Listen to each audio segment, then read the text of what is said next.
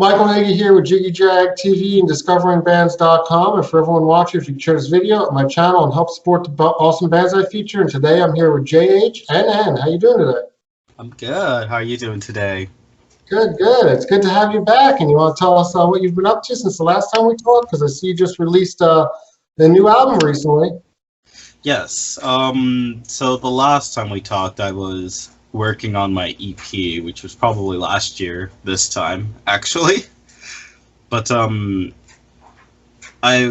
the EP, I tried to work on the album. So I was kind of focusing on just working on the album, and yeah, now I'm on to that. Now I am just trying to get this, kind of doing singles right now, because I feel like people should actually listen to the album more than once instead of me just like coming out with new projects every time. So I'm gonna push singles because I feel like a lot of people think the album is a little too experimental. So I kind of want to push those singles to see if maybe they'll like it as much as I like it at one point. So I'm trying to right now I'm working on singles for the album. The first one's probably going to be Heroin, which is, that song's one of my favorites, but it's a very hit or miss song. You either like it or you don't, so I'm trying to push that all out right now. But yes, I've been working on that, and I've been working on the new synthwave compilation for YYC Synthwave, because I own a record label, Dem Modest Kids, so I've been trying to work on all that stuff and focusing on getting that all done. So, yeah, that's what I've been up to. And how long were you working on this album, and what really inspired the album? I've been working on the album since 2016, actually. So it's a very long time. Like, with Machine Funk, it was that was a spur of the moment type of thing. I was really getting into industrial music, so I just wanted to do an industrial influenced album.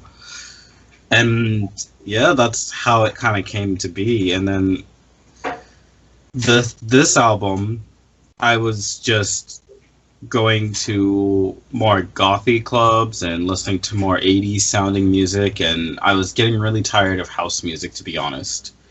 And I just wanted to do something different, and so I made a album that kind of sounded techno-y and sounded housey, but didn't quite meet those standards. So I really wanted to go synth pop with this album, but a lot of people are saying other things otherwise. So I don't know what it is. Once again. No, I've listened to it, and I think it's definitely got the synth pop elements, but there are a couple of different genre elements mixed in. You can definitely tell. Yeah, I tried to like kind of incorporate like the last sound that I was into, which was more house and techno. But I really wanted to put synth pop into it because I wanted to have fun. Not to say house and techno aren't fun. It's just I was getting really inspired by synthwave and all that stuff, and I've been trying to kind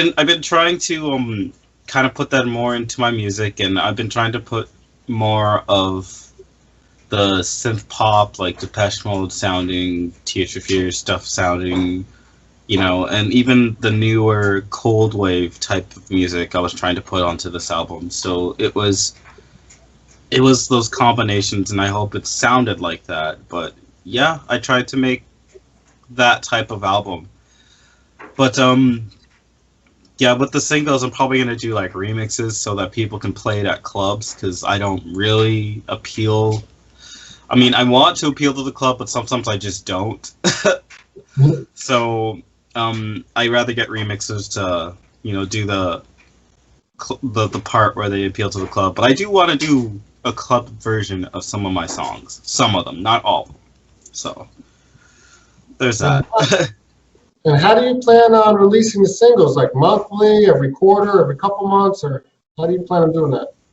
I was going to do it monthly. This one took a little bit longer than expected because, setbacks and everything. So, I was going to release one probably just in time for Bandcamp Friday, but just the whole project coming together, there's just so many parts to it that I just needed to like push it back. So I'm not sure. I'm trying to release it by the end of this month, the end of March. So that's the goal, is to release it by the end of March. And then the other one is just a favorite, because a lot of people like the Children Are the Future song. So that's going to be the next one. I'm not sure when that's going to be released, but it's going to be between, because I have a collective, so it's going to be between my friend's album, and it's going to be between the YYC compilation of things. So I'm trying to like put that all together right now. There's a lot coming out this year, and I'm trying to like make sure that I'm focused for it. So yeah, I'm trying to get back into being focused, because I did spend like the last 2 months just watching TV, because I was I don't know, I just it tires you out when you're trying to push this album and getting it into other people's hands. But it's really like what Twitch did for me, which was kind of crazy, is it gave me the right audience to listen to that type of music, and most of them were receptive towards it, and it made me feel like I had people outside of my own bubble in Calgary actually care about what I'm doing. So yeah. Awesome. I was going to say, I want to talk a little more about your Twitch, because I see you use that a lot to promote your music, and you're on Twitch a lot, it seems. Yeah, so around the pandemic, I lost both my jobs. One was actually permanent. They're not opening again. I can't really say which one that one is, but yeah, so I lost both my jobs, and I didn't know what to do, and I missed going to house parties, so I created an after party on Twitch, which is like after hours, like 1 o'clock till like 7 o'clock, and that's what I usually do. It's supposed to be a house party vibe, so it's like sometimes request, sometimes I DJ, but for the most part I like doing the request one, because it's easier for me to talk to everybody and have a conversation. When I'm DJing, I get kind of into my head, and I know people love that, but I get into my head, and I really want to do a good job DJing, so I get really focused. But yes, I do a request line DJing, and sometimes I do put my thing on shuffle and just talk to everybody. But that's the whole point, is just to have a conversation. It's more of an after party vibe than it is about, like, it's still about music. Like, I love talking about music, but that's the whole goal of that thing. Yeah, I'm trying to raise money for the record label, so that I can actually release all this stuff and get everything done, and hire a PR so that they can flesh out the album a little bit more, because I really want this in different fields, and I want it into the people who are going to listen to it, and not just, you know, my friends. I love my friends, but I really do want this into people who are really going to listen to it. So I've been trying my hardest to flush this album out without being direct, and Twitch has been the best for that, just the best. So that's what I've been doing for the last 9 months, actually. So yeah. And I want to ask, with your singles, are you going to be doing videos for them? Yeah, that's actually why the last single is taking so long. I was trying to put a video together, and I was waiting on a couple people, but they backed out like literally like yesterday. So I've been trying to kind of come up with a video just so that I can get it out of the way, and yeah, the idea is there. It's not obviously at the point where I want it to be, but I'm gonna hire someone to help me out with the video at one point, probably the next 2 weeks. But yeah, I'm hoping to get this video out this month. But that's the goal, is to kind of get a video out, get remix singles out, just so that people can actually play it. Because I think my album's just unplayable or something. it's not unplayable, but a lot of people don't know how to play it when they're DJing, which is this is kind of the way it is. They have certain rules that they follow when they DJ. But yeah, I want to get my album out there, so that's kind of what I'm doing right now. Awesome. Yeah. And if people want to find you online, look you up on social media, get your music, how do they do that? So I'm on Instagram. It is JHNN AI. I always add the AI, and it always confuses people. Like, people don't know how to pronounce my name because of the AI. Literally, it's actually supposed to be just JHNN, but I added the AI because people used to call me Johnny. So that was a play on that. And I liked the way it looked with the AI for some reason, so I just kind of kept it. It confuses people, and I get it. Like, on my Twitch, it's like really weird to see the AI there, but it's JHNN for the most part. But yeah, you can look it up on if you do Linktree, it's just JHNNAI, and that has every single one of my links. I'm on Instagram, I'm on Twitter, I'm on Bandcamp, I'm on Spotify. Please add me on Spotify so that people can find me more. I know people are telling me to just change my name. I'm not going to change my name. I've had it for like 12 years, and I feel like if I just get the right people to follow, eventually people will just recognize the name. So that my goal is just to get people to follow my Spotify and get that up kind of thing.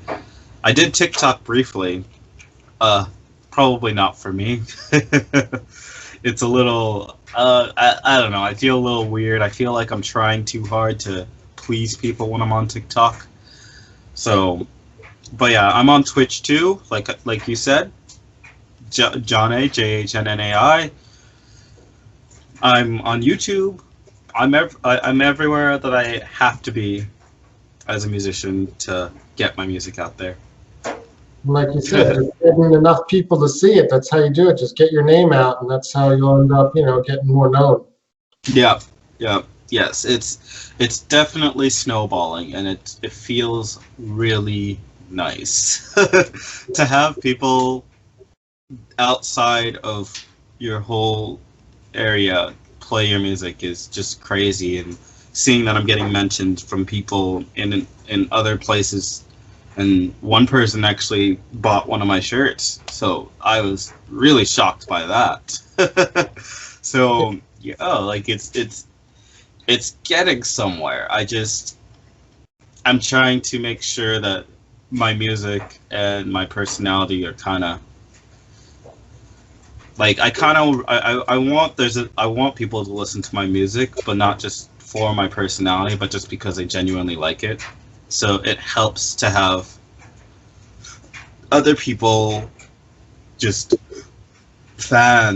be fans of that, and I'm trying to make better music as well, and I'm getting closer to the right people to help me out in making better music. So I'm really happy with that. So Besides where you're at, where's your music being played at? Like on Twitch, it just traveled. I kind of pitched it to a bunch of DJs to see what they would say, and I was shocked at like just it being in Portland, it being in Germany, which is crazy to me. In the UK, like one of my friends played it in the UK, who I met on Twitch. It's traveled, and I'm really shocked at how much it's traveled. It also helped me pick out the singles, so I know which singles people actually like, so I don't even have to try and cater to people and guess which single people are gonna like. But the first one was obviously a guess. Heroin, I like that one the most, so obviously that's the guess one. And I had Anxious and The Warfare and The Warning as the first pre-single. It was like kind of a promo single. I was trying to get it out there just because I was working on the album, but I wasn't quite finished. So yeah, I got the album out like end of December, so I'm just trying to work these out until the end, and then I'm going to release an EP maybe in 2022 or 2023. But yeah, the goal is to just get them out And hope that people may catch on to singles other than Children of the Future, which I'm happy about. But it's, you know, there's other stuff to my sound, and I hope more people get on to that, you know. Yeah, totally. Well, it was good having you and talking with you. And everyone look him up, and I've linked his music in my video description, so if everyone can go check it out and just check out his music. Thank you. Thank you.